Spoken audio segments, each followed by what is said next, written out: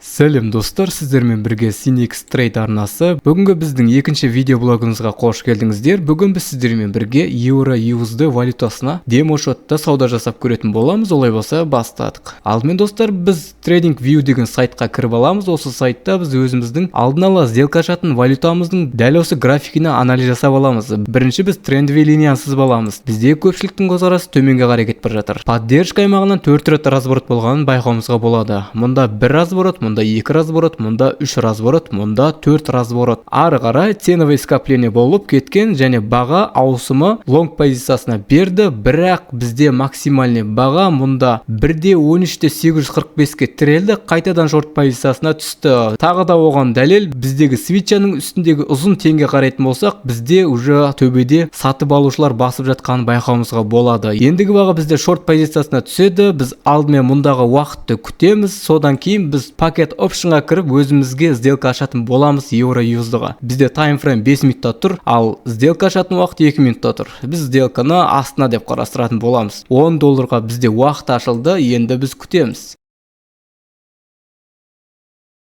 Ценовый котировкаға қарайтын болсақ, бізде 1.13.668-де ашылғанымызды байқауымызға болады. Біздегі ценовый котировкаға қарайтын болсақ, 1.136.69, 56 төменге түсіп жатыр. Бәрі ойдағыдай келе жатыр, достар.